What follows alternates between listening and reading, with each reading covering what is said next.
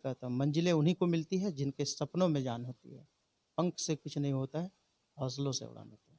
सागर में गोता लगाएंगे तो स्वाभाविक वो सागर में गागर मिलेगा आपको। इससे बहुत कुछ हार्ड दिखता है कि बीपीएससी एग्जाम, बीपीएससी कुछ नहीं है। कोई भी युवा मेधावी प्रतिभावान छात्र बीपीएससी यूपीएससी या जेपीएससी अदर पीसीएस की तैयारी कर रहे हो तो बेहिचक हमसे वो संपर्क कर सकते हैं।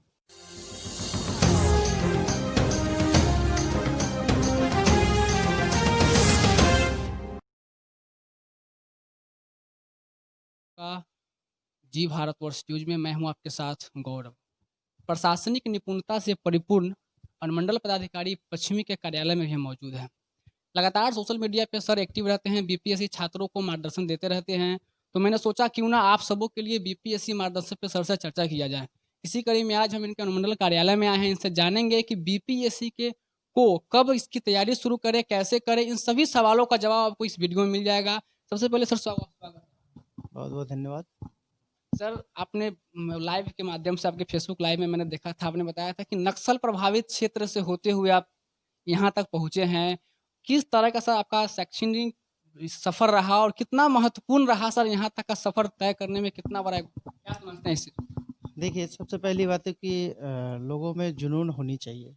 और जहाँ तक रही बात हमारी बात, हमारा शैक्षणिक बैकग्राउंड जैसे सुदूर देहात ग्राम हमारे जमुई जिला के प्रखंड लक्ष्मीपुर चिनवेरिया गांव एक सुदूर देहाती क्षेत्र है जहां नक्सल प्रभावित क्षेत्र कहा जाता था, अब हालांकि नहीं है।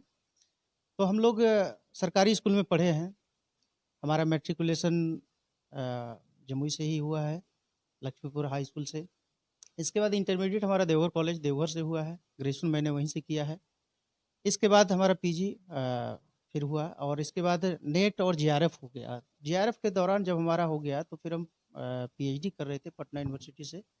तो उसी दौरान चूँकि बीपीएससी बहुत पहले से वैकेंसी लेट थी, तो 48वीं से 52वीं 5 ईयर का एक ही बार आया था। संयोग से उसमें पटना यूनिवर्सिटी में हमारा फिर चल ही रहा था, उसी दौरान वैकेंसी आई, फिर मैंने प्रिपरेशन करना प्रारंभ कर दिया। तो पीटी था हमारा, हालाँकि देवघर से ही मैंने किया था, कोई कोचिंग संस्थान से मैं जुड़ा नहीं था, पीटी खुद किया था।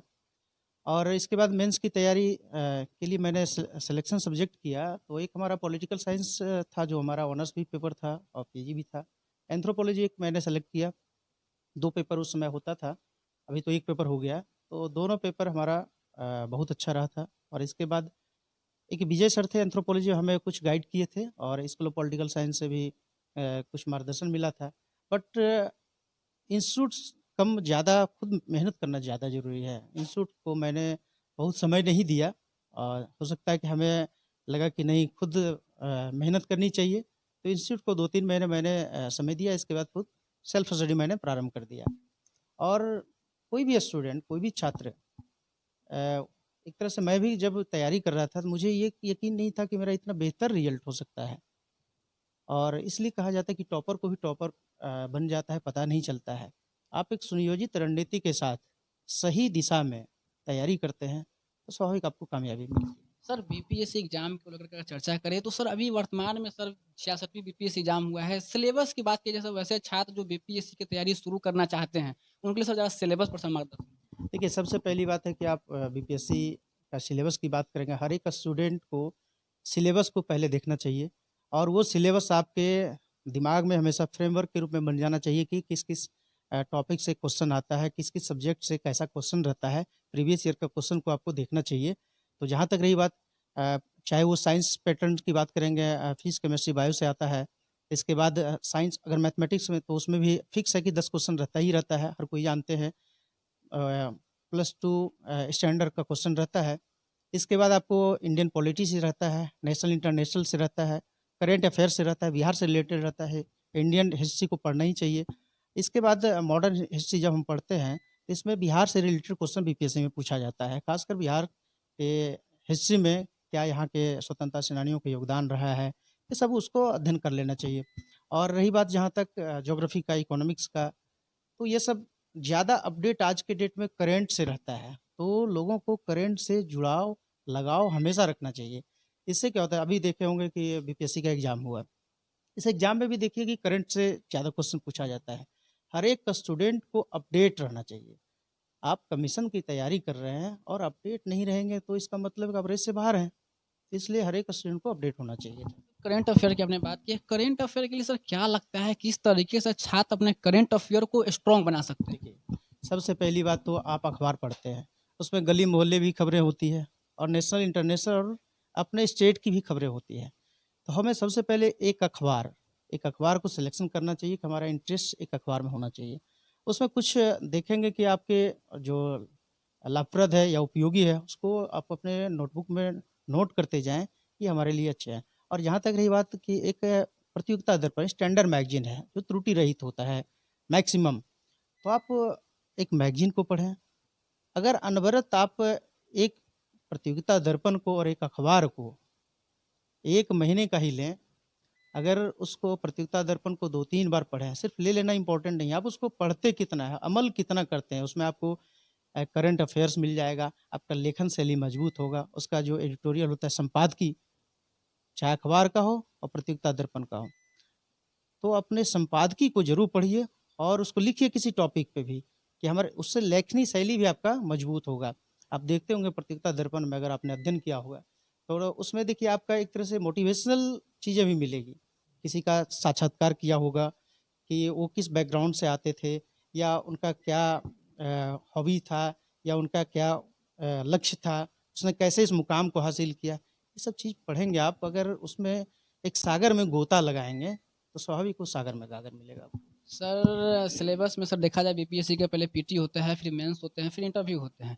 पीटी के बाद सर मेंस में 2 पेपर एक ऑप्शनल होते हैं सर। तो पीटी के लिए सर किस तरीके की तैयारी के लिए सर प्रेफ़र करते हैं? देखिए, सबसे पहली बात तो मैंने बहुत सारे स्टूडेंट को भी बताया है कि पीटी आपका बेसिक जो बेस आपका है, बेस मजबूत करना है, तो आप एनसीईआरटी की पुस्तकें पढ़ें।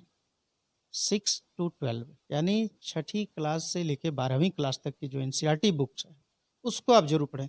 देखिए, मैं इसलिए एनसीईआरटी की बात कर रहा हूँ कि उसमें आपको सबसे पहले त्रुटि नहीं मिलेगी और जो आपका कोई भी टॉपिक पे पढ़ेंगे तो डिटेल में आप पढ़ेंगे और डिटेल में पढ़ेंगे। एक बार अगर आप पढ़ते हैं, आपकी समझ से हो सकता है कि 30% आपके ब्रेन में आएगा, दिमाग में आएगा। फिर इसको आप रिवाइज़ करें तो देखेंगे आपको फिर 50% आपके दिमाग में आया। तो रफ्तार बढ़ता है। फिर आप 3 बार अगर आप अभ्यास करते हैं, उसको प्रैक्टिस करते हैं, तो आप देखेंगे कि आपको अ, फिर आपका जो प्रोग्रेस है याद करने का या फिर आपके दिमाग में जो आता है, वो बढ़ता है। तो स्वाभाविक है, एनसीईआरटी की पुस्तक अगर आप पढ़ते हैं, तो आपका एक तरह से बेस जो है मजबूत हो जाता है। इसके बाद आप किसी भी टॉपिक को, किसी भी करंट अफेयर्स भी उठाएँगे, अगर देखेंगे तो आपका एक प्रतियोगिता दर्पण में सार संग्रह आता है, उसमें देखेंगे आपसे खुद सॉल्व हो जाएगा कि इसका ये आंसर होगा, या कोई सेट होता है तो उसको भी उठाकर देखेंगे। जब तक आपका बेस ठीक नहीं होगा, तब तक आपसे सॉल्व नहीं होगा। किसी भी कॉम्पिटिटिव एग्जाम का अगर क्वेश्चन देखेंगे, तब से स्वतः बनना स्टार्ट हो जाएगा। हालाँकि ये भी बात सच है कि बहुत लोग बिना एनसीईआरटी की पुस्तक को पढ़े भी पीटी फेस कर जाते हैं, लेकिन बेस मजबूत नहीं होता है। ठीक है। सर तो मेंस के लिए सर आप बता रहे थे सर एनसीईआरटी बच्चे स्टूडेंट पढ़ते हैं, एनसीईआरटी के बाद जो तैयारी होती है वो किस स्टैंडर्ड से करना है?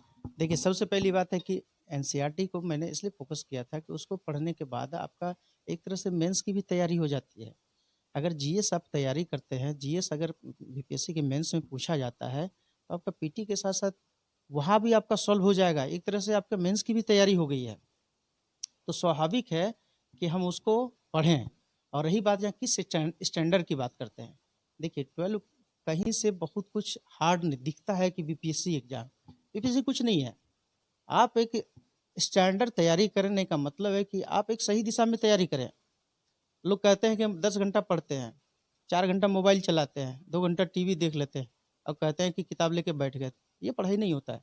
आज के आधुनिक दौर में, आधुनिकता के दौर में साफ देख रहे हैं कि लोग ईमानदारी से पढ़ाई अनुशासन होकर नहीं कर रहे हैं। अनुशासन और ईमानदारी का मतलब ये हुआ कि जो समय हमको पढ़ने में देना चाहिए, सिर्फ़ पढ़ने में देना चाहिए। अगर हम 2 घंटा पढ़ रहे हैं किसी टॉपिक पे, अगर हम मार्क्सवाद पढ़ रहे हैं या गांधीवादी पढ़ रहे हैं, तो हम 2 घंटा मार्क्सवाद को पढ़ें, 2 घंटे गांधीवाद को पढ़ें। ये ऐसा नहीं कि उसमें फ़ोन आ गया, आधे घंटे दोस्तों से बात करने लगे। ऐसा नहीं कि उसमें कुछ किसी व्हाट्सएप से चैटिंग करने लगे, फेसबुक यूज़ करें। ये हुआ एक तरह से दुरुपयोग करना। यानी आप समय को सही तरीके से अगर सदुपयोग करते हैं, तो सही मायने में अगर 1 महीना आप ट्राई करके देखेंगे, सही दिशा में अनुशासित होकर अगर तैयारी करते हैं, तो आपको लगेगा कि मैंने बहुत कुछ पढ़ा है। आपको खुद ये एहसास होने लगेगा। लेकिन अगर सही दिशा से तैयारी नहीं करते हैं, सही मार्गदर्शन आपको अगर नहीं मिलता है, तो यकीनन आप टाइम पास कर रहे हैं। सर मेंस एग्जाम में लिखने का भी एक महत्वपूर्ण रोल होता है कि स्टूडेंट क्या लिखता है कि उसका हिंदी अगर अगर लैंग्वेज हिंदी है या इंग्लिश है तो लिखने किस स्टैंडर्ड्स का होना चाहिए कितना। देखिए, सबसे सबसे पहली बात है कि ये भी सच है कि हम बहुत बड़े ज्ञानी हैं, बहुत जानते हैं और उसको हम पेपर पे उतार नहीं पाते हैं। तो आपके दिमाग में ही सब कुछ रह गया। हम हर एक स्टूडेंट को कहते हैं कि आप पढ़िए, लेकिन लिखिए ज़रूर। इससे क्या होगा, लिखने का प्रैक्टिस सबसे पहले तो आपका होना चाहिए। लिखने का प्रैक्टिस होने के साथ-साथ होता है क्या, कि एग्ज़ाम में अगर मान लिया जाए कि 5 क्वेश्चन का आंसर देना है, पता चलेगा कि आपका प्रैक्टिस नहीं रहने के कारण 1 क्वेश्चन छूट गया। तो साथ में इसका प्रैक्टिस भी होना चाहिए। और रही बात एक स्टैंडर्ड आंसर, अगर कोई लॉन्ग आंसर हम लिखने जा रहे हैं, तो स्टैंडर्ड 450, 500, 550 तक स्टैंडर्ड आंसर होता है। अगर कोई 40 नंबर का क्वेश्चन का आंसर देना है, तो स्टैंडर्ड आंसर यही है। लोग कहते हैं कितने पेज में, 450, 500, 550, जिसका बहुत स्पीड हुआ 600 लिखिए। बट एक लिमिटेशन यही है स्टैंडर्ड आंसर का। अगर कोई कहते हैं, बहुत सारे स्टूडेंट को मैंने ये भी देखा कि मेरा लिखावट जो है बहुत स्लो है। आप स्लो है तो 450 तक लिखिए, 500 तक जाइए, जिनका स्पीड है वो जाएंगे उतना।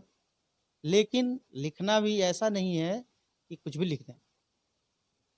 लिखना चाहिए सटीक आंसर, जो पूछा जा रहा है उसी के बारे में जवाब देना चाहिए, टू द पॉइंट आंसर देना चाहिए। बहुत सारे स्टूडेंट को देखिए कन्फ्यूजन रहता है कि पैराग्राफ कब चेंज करना है, फुल स्टॉप कहाँ देना है। आप कमीशन की तैयारी करते हैं, ये आपको अध्ययन करते करते, खुद प्रैक्टिस करते करते खुद आपको एहसास हो जाएगा किस स्टैंडर्ड का आंसर लिखना चाहिए। आप पहले गोता तो लगाइए और ईमानदारी से ठान लीजिए, अपने आप को लक्ष्य बना लेना चाहिए कि हमें करना है। अगर कोई स्टूडेंट लक्ष्य बना लिया हो, ईमानदारी से तैयारी कर रहा हो, ऐसा नहीं कि उसको मंजिल नहीं मिलेगी।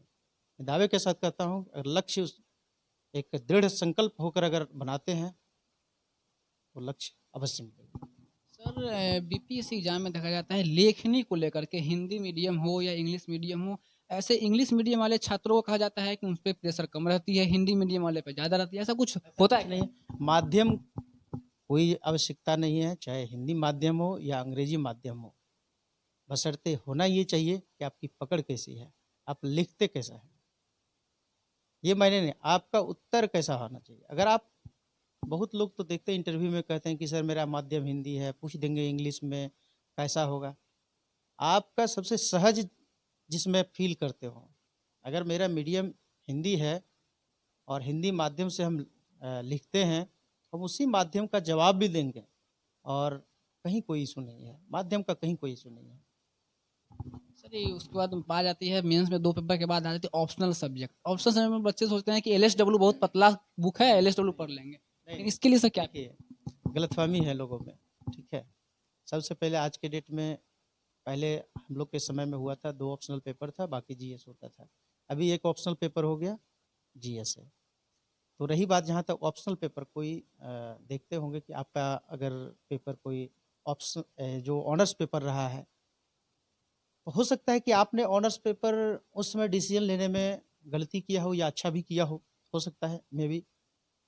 लेकिन स्टूडेंट को ये देखना चाहिए कि हमारी रुचि अभिरुचि किस सब्जेक्ट में है।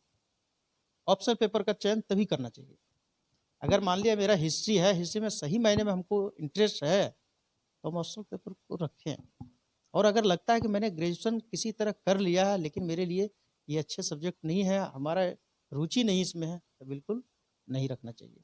डिपेंड करता है हमारे ऊपर कि हमको इंटरेस्ट किस सब्जेक्ट में है, उसी सब्जेक्ट का चयन करना चाहिए। और कभी भी दिखावे की तैयारी और दिखावे में नहीं करना चाहिए, फलाना मित्र ने ये सब्जेक्ट लिया मैं भी इसको ले लेता हूँ, ये कभी नहीं करना चाहिए। हो सकता है कि आपका, बताए ना कि कोई पढ़ने में स्टूडेंट 8 घंटा टाइम देते हैं, कोई 6 घंटा देते हैं, कोई 10 घंटा देते हैं, कोई 12 घंटा देते हैं। आप 18 घंटा पढ़ लिए एक दिन, 18 घंटा, और आपके दिमाग में कैपेसिटी 18 घंटे की सहने की नहीं है, कल आप पढ़ पाएंगे? नहीं, आपका दिमाग काम नहीं करेगा। तो क्या पढ़ने से 18 घंटा? अगर मेरा 8 घंटा ही पढ़ने का दिमाग है, 8 घंटा हमारी शक्ति है, दिमागी शक्ति है, हम इसमें रख सकते हैं, तो 8 घंटा डेली पढ़ें। ऐसा नहीं कि 18 घंटा आज पढ़ लिए, कल फिर इसके बस हो गए, ये पढ़ाई नहीं होगा। ये अनवरत चलता रहना चाहिए, पढ़ाई ये होती है। और जहाँ तक आपने कहा LSW कि ये सिलेबस बड़ा शॉर्ट रहता है और पतला रहता है देखने में से, ये गलतफहमी है। अगर LSW कोई सब्जेक्ट खराब नहीं होता है। अगर LSW देखते हो सबसे ज़्यादा स्टूडेंट LSW रखता है, भीड़ भी बहुत ज़्यादा है, लेकिन LSW में भी ट्रेडिशनल, अब देखते होंगे कि अगर मान लिया जाए कि औद्योगिक नीति के बारे में पूछा जाएगा, तो वर्तमान करेंट से भी जोड़िए उसको, लास्ट कि वर्तमान औद्योगिक नीति करेंट से भी जोड़िए उसमें। स्टूडेंट ट्रेडिशनल को लिख देते हैं, नंबर क्या आएगा? General mark. सब तो वही चीज़ लिख दिया, बना बनाया रटा रटाया चीज़ आके लिख दिया, नंबर नहीं आएगा। उसमें कुछ आप मॉडिफाइड करिए, तभी तो मार्क्स आएगा। इसलिए देखते होंगे कि LSW में स्कोरिंग क्या होता है, सब एक ही चीज़ को लिखता है। इसलिए स्टूडेंट को अपना कुछ दिमाग लगाना चाहिए। और उसमें भी देखिए, एक उदाहरण मैं देता हूँ एंथ्रोपोलॉजी में अगर आपके पास 7-8 क्वेश्चन पूछ दिया, ठीक है, 10 क्वेश्चन पूछ दिया, उसमें आपको लिखना है। अगर उसमें संवैधानिक उपचारों का अधिकार एंथ्रोपोलॉजी में, और फिर अनुसूचित जाति के संवैधानिक उपचारों के बारे में पूछ रहा है एक्ट के साथ, और फिर अनुसूचित जनजाति के उपचारों का एक्ट के साथ अगर पूछ रहा है, अगर मेरे पास अदर भी लिखने के लिए है तो क्या जरूरत है दोनों को टच करना, एक को टच करेंगे। लगभग तो सबका एक्ट कुछ आसपास का ही है। तो ये खुद स्टूडेंट के ऊपर भी डिपेंड करता है कि हम डिसीजन कैसा लें आंसर लिखने के लिए, और किस क्वेश्चन को किस रूप में लिखना चाहिए। कुछ लीक से हटकर, जब तक देखिए एक चीज बता रहे हैं, 2-4-5 लाख अभ्यर्थी BPSC में आते हैं, लेकिन रिजल्ट कितना होता है? जितना सीट रहेगा 500-1000। तो आपको औरों से अलग हटकर तो दिखना होगा। जब तक आप औरों से अलग हटकर कुछ नया नहीं करेंगे तो फिर सामान्य में ही आप हैं। तो आप अलग हट के नहीं करेंगे तो आपका रिजल्ट कैसे होगा? आपको क्रीम बनना पड़ेगा। और बहुत सारे स्टूडेंट कहते हैं PT क्या है, कुछ नहीं है, मेंस तो। अरे भैया, भीड़ तो पहले छटिए, PT का परीक्षा है, भीड़ की परीक्षा है। वो भीड़ से अलग हट के पहले आइए, तब तो आप मेंस में जाएंगे। मेंस एग्जाम में करंट अफेयर की भूमिका बड़ा रहती है कि मेंस एग्जाम के सवाल में सभी सवाल से करंट अफेयर टैग रहता है, इसका असर कैसे? देखिए, मैंने इसलिए शुरुआत से ही कहा है कि आपको जब PT के दौरान ही मैंने क्यों कहा कि एडिटोरियल संपादकीय पढ़िए। भारत नेपाल के संबंध, भारत पड़ोसी देशों के साथ संबंध, चाहे चाइना हो, बांग्लादेश हो, किसी के साथ, चाहे आज के डेट में इंडियन पॉलिटी के स्टूडेंट हो, पॉलिटिकल साइंस या रिलेशनशिप के स्टूडेंट हो, अगर किन्हीं का ऑप्शनल है, या GS भी है। तो देखिए, खासकर किसी भी सब्जेक्ट को आप चले जाइए, चाहे ऑप्शनल हो या GS पेपर हो, करेंट का मायने रखता है। अगर इकोनॉमिक्स का भी स्टूडेंट होगा तो ट्रेडिशनल GDP थोड़े पूछेगा, या कोई भी सिद्धांत को अगर आप लिखने के लिए कहा जा रहा है तो आप उसको करंट से जरूर जोड़िए। इससे जो एग्जामिनर होते हैं वो भी देखते हैं कि लड़के जो है ना करंट से अपडेट हैं, और ये लड़के, इसका मतलब है कि सही मायने में इसकी तैयारी अच्छी है। आप किसी भी सब्जेक्ट, चाहे पॉलिटिकल साइंस का स्टूडेंट हो, चाहे पब्लिक एडमिनिस्ट्रेशन का स्टूडेंट हो, चाहे LSW का स्टूडेंट हो, चाहे इकोनॉमिक्स के, ज्योग्राफी के किसी भी स्टूडेंट, भारत सरकार के द्वारा क्या क्या किया जा रहा है, हर एक सेक्टर में किया जा रहा है, तो उन सेक्टरों को आप जानेंगे, करंट से अपडेट रहेंगे, तब तो किसी को ऐड कर पाएंगे लिखने के क्रम में। कोई भी क्वेश्चन को जब आप आंसर देंगे तो उसमें जरूर को रिलेट करना चाहिए आंसर के साथ, करंट के साथ। ऐसा नहीं कि पूरा उसी को भर दें, लेकिन सरकार की जो भी योजनाएं या जो भी कार्यक्रम है या जो भी आज चल रहा है देश के अंदर या हमारे अंतर्राष्ट्रीय स्तर पर, उसको जरूर कम से कम जोड़ना चाहिए लास्ट में करंट से, कि एक तरह से होता है कि ये पॉलिसी हमारा अपडेट रहता है, और हम एग्जामिनर भी जान पाते हैं ये बंदा जरूर तैयारी किया है अच्छे से। सर, मेंस एग्जाम प्रभावित करना मेन होता है कि प्रभावित करना, आप उनको प्रभावित करिए, अपने क्वेश्चन के आंसर से प्रभावित करिए, तभी तो आप अलग हटेंगे। मेंस एग्जाम के बाद आती है इंटरव्यू की बारी। इंटरव्यू को लेकर बहुत सारा कंफ्यूजन रहता है, यूट्यूब पे, सोशल मीडिया पर रहता है कि कितना बटन है, कितना सीढ़ी चढ़ करके आया, इस तरह का सवाल आता है। ये सब भ्रम है। जो लोग अगर कोई बताते हैं या कहीं भी, ये सब भ्रांतियाँ हैं। जो लोग असफल रहते हैं या असफल होते वही सब ये सब बोलते हैं। हकीकत में ये सब मायने रखता है। ज्ञान की परीक्षा, मेंस की परीक्षा हो चुकी है।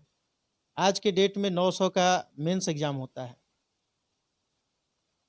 तो आप सबसे पहले ये तो देखें कि हमारा मेंस एग्जाम अच्छे मार्क्स का, यानी ज़्यादा मार्क्स किस में, इंटरव्यू में या मेंस में है? मेंस में है, तो स्वाभाविक है। और 120 नंबर बीपीएससी के इंटरव्यू में है, और दोनों मिला के मेरिट बनता है। यार मेंस में अच्छा नंबर लाएंगे, 120 क्या खेला है? कोई बहुत बड़ी बात नहीं है। कुछ नहीं, आपके जहाँ तक रही इंटरव्यू की बात की, ये ड्रेस पहनना चाहिए, वो ड्रेस पहनना चाहिए, ऐसा कुछ नहीं है। सबसे पहले आपके अंदर कॉन्फिडेंट होना चाहिए कि मैं एक पदाधिकारी, एक अधिकारी बनने जा रहा हूँ। और जो सामने वाले हैं, ये उनको दिखाना है कि हम एक ऑफिसर हैं, ऑफिसर के तरीके से, तौर तरीके से बात करना है। कोई भी बनावटी नहीं दिखाना चाहिए। साइकोलॉजिस्ट भी होते हैं वहाँ बैठे हुए, वो आपको वॉच करते हैं कि बनावटी नहीं है, और आपके बोलने की जो शैली है बनावटी नहीं दिखनी चाहिए। जो आपका नेचुरल है बोलने का, वही बात करना चाहिए। और रही बात जहाँ तक ड्रेस का, सिंपल वे में प्लेन शर्ट पहनिए, पैंट पहनिए, टाई अगर आप कभी लगाते हैं तो लगाइए, नहीं लगाते हैं तो कुछ नहीं लगाइए। बस सिंपल ड्रेस अच्छा होना चाहिए, साफ सुथरा होना चाहिए, आयरन किया हुआ होना चाहिए, जूता होना चाहिए। सिंपल में जो क्वेश्चन पूछा जाए बिल्कुल बेहिचक, जानते हो तो सच बोलना चाहिए, झूठ नहीं बोलना चाहिए। झूठ बोलना चाहिए इसका मतलब पदाधिकारी आप झूठ बोलने के लिए जा रहे हैं, नहीं ना। इसलिए जो पूछा जाता है वो द पॉइंट का आंसर का दे देना चाहिए, और बाकी कभी भी झूठ नहीं बोलना। अगर जो सवाल नहीं जान रहे हैं, लगेगा कि यार मैं जान नहीं रहा हूँ, क्या होगा नहीं होगा, कुछ नहीं। आप जो सवाल नहीं जानते हैं, सॉरी बोल दीजिए, आपको दूसरा सवाल किया जाएगा। उलझना नहीं चाहिए, और कभी भी ये नहीं कहना चाहिए कि हम जो जान रहे वही है ना, उलझना नहीं चाहिए। और जैसे पत्रकार कोई सवाल जवाब कर रहे हैं, एक कॉन्फिडेंट के साथ कोई जवाब दे रहे हैं, बस कॉन्फिडेंट रहना चाहिए। कभी नहीं डरना चाहिए कि बहुत ये है। वो आपसे कभी भी आपको असहज करने के लिए इंटरव्यू नहीं होता है, बिल्कुल कोऑपरेटिव होते हैं, और आपसे वही सवाल किया जाता है जो आपने करके आया है। सर एक सवाल, वैसा सवाल जो सर सभी स्टूडेंट के लिए, जो आपसे पूछा गया नहीं समझी बात आपको? इंटरव्यू में, वैसा एक सवाल बताइए जो सर आपसे पूछा गया हो। इंटरव्यू में वैसा एक सवाल बताइए जो सर आपसे पूछा गया हो। हमसे पूछा गया, हमसे सबसे पहला क्वेश्चन उस समय पाकिस्तान की सियासी राजनीति के बारे में पूछा गया था। हमसे पूछा गया था एंटी डिफेक्शन लॉ जो है किस अनुसूची में, किस शेड्यूल में है, ये सब क्वेश्चन था। हमसे पूछा गया था कि आप एक पुलिस पदाधिकारी हैं, आपके पास कोई सबूत नहीं है, अपराधी को कैसे पकड़ेंगे, ये सवाल किया गया था। इस तरह का कई सवाल था, लगभग 25 मिनट का। सर लास्ट में एक वैसे छात्र जो इस तैयारी करना चाहते हैं, वो किसी की इकोनॉमिकल प्रॉब्लम रहती है, आर्थिक कंडीशन खराब होती है, वैसे छात्रों के लिए सर अपने तरफ से एक संदेश। देखिए, आज से नहीं बल्कि विगत 7-8 वर्षों से मेरा हमेशा सुझाव रहा है लोगों को, चाहे अगर हमसे सामने नहीं भी मिल पाए तो भी सबसे पहला मेरा एक ही रहता है कि हौसला बनाकर रखना चाहिए, कभी भी अपने लक्ष्य को डगमगाने नहीं देना चाहिए। इसलिए मैं कहता हूँ मंजिलें उन्हीं को मिलती है जिनके सपनों में जान होती है। पंख से कुछ नहीं होता है, हौसलों से उड़ान होती है। और मैं कोई भी युवा मेधावी प्रतिभावान छात्र बीपीएससी, यूपीएससी या जेपीएससी, अदर पीसीएस की तैयारी कर रहे हो तो बेहिचक हमसे वो संपर्क कर सकते हैं। मैं हमेशा जो हमसे हो सकता है मैं गाइड करता हूँ, और अच्छा मार्गदर्शन देने का कोशिश करता हूँ कि अगर हमसे कुछ लाभ मिल सके, लाभान्वित हो सके, तो देश राज्य के सर्वांगीण विकास में कुछ योगदान हो सकता है। और हम चाहते हैं कि ऐसे युवा आगे आए, तैयारी करें, और सिविल सर्विसेज से जुड़ेंगे तो आम पब्लिक से एक सुनहरा अवसर, काम करने का अवसर आएगा। और यूथ को आगे आना ही चाहिए। आज के डेट में देख रहे हैं कि लोग झूठ मूठ के झांसे में आ जाते हैं। कभी सड़क जाम में इसका चरित्र प्रमाण पत्र नहीं बनता है, रोड एक्सीडेंट हुआ, रोड जाम करना स्टार्ट कर दिया, पता चला कि एफआईआर हो गया, रोड जाम में नाम आ गया, कैरेक्टर सर्टिफिकेट नहीं बनेगा तो भविष्य अंधकार में रहेगा। इसलिए उजाले की ओर देखे, भविष्य को संवारे, अपने पेरेंट्स का नाम करे और अपने जिला और राज्य का। सर वैसे छात्र जिनकी आर्थिक कंडीशन खराब है, वैसे छात्र को सर जिनकी आर्थिक स्थिति ठीक नहीं है, सबसे मेरा अपना सुझाव होगा कि आप हमसे ज़रूर संपर्क करिए। और जहाँ तक रही बात, ये कभी नहीं सोचना चाहिए कि हम संपन्न लोग ही इसकी तैयारी करते हैं। आपको साधारण सी बात मैं बताता हूँ कि जहाँ तक अखबार की बात, एक प्रतियोगिता दर्पण की बात, और आप ग्रेजुएशन किए होंगे या कर रहे होंगे तभी तो आप इसके बारे में भी सोच रहे हैं। आपकी वही सब बुक्स आपको इसमें भी काम है। और रही बात जहाँ तक व्यक्तिगत उनकी कुछ परेशानी हो तो हम लोग से संपर्क करें, हम लोग उसका निदान करने का कोशिश करेंगे। ये थे अनिल कुमार दास, पश्चिमी एसडीएम है मुजफ्फरपुर में। उन्होंने बीपीएससी के बारे में अपने मार्गदर्शन दिया है। आप भी इनसे संपर्क कर सकते हैं। वैसे छात्र जो बीपीएससी की तैयारी करते हैं उनके लिए 24 आवर अवेलेबल हैं और अपने सोशल मीडिया अकाउंट से भी वैसे छात्रों को हमेशा मार्गदर्शन देते रहे हैं। कैमरामैन अमृतेश के साथ मैं गौरव, जी भारतवर्ष, मुजफ्फरपुर।